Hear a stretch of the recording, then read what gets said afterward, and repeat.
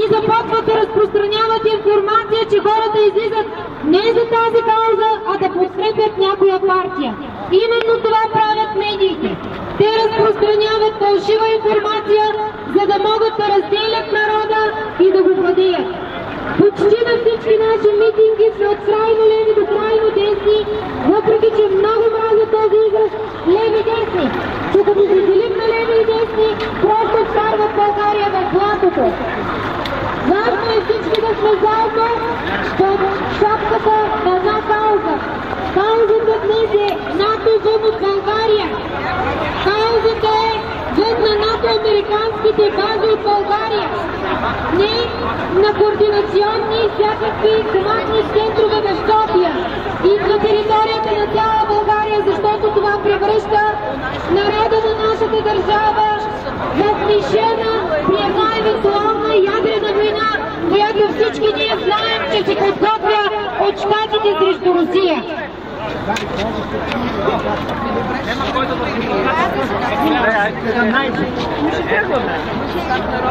Последната информация, протест ще бъде във вторник 17 всяка неделя.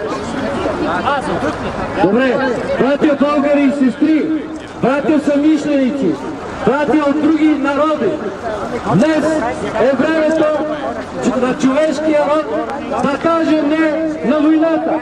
Днес е времето ние, българите, да поемем отговорността за мира по света.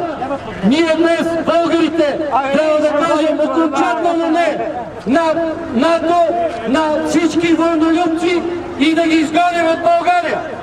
Ние, българите, не можем да бъдем съпричастни, не съпричастни с убийствата на милиони хора по света, извършени от военнопрестъпници. Тези военнопрестъпници подпалиха войните и в Близкия изток, и в Украйна. Всички знаете кои са те. Отзад седят марионетки, които са в САЩ, които са в Англия, които са в Израел. Ние няма да позволим повече никой да ни води за носа. Българите сме най-старото племе на земята. Няма да позволим на никой да се гаври с нашата чест и достоинство. Да бъде България, да бъде мира! След малко ще направим шествие до Народното събрание и там ще създадем български парламент от нас, българите, които не сме съгласни с тази политика. Айде да тръгваме! Тръгваме! Организираме се! Сега трябва да се нареди първо! Айде да се тръгваме! Малко строга организация, подредете се! Значи тръгваме от тук към Народното събрание и там ще направим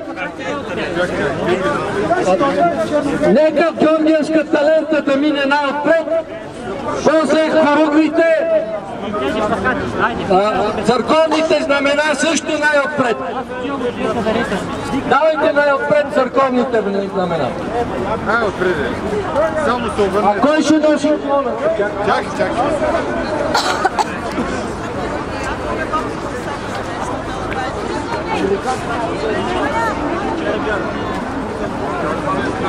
Дайте плакатите най-отпред.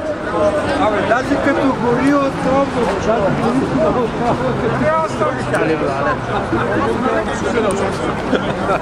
И като гори от тромбо.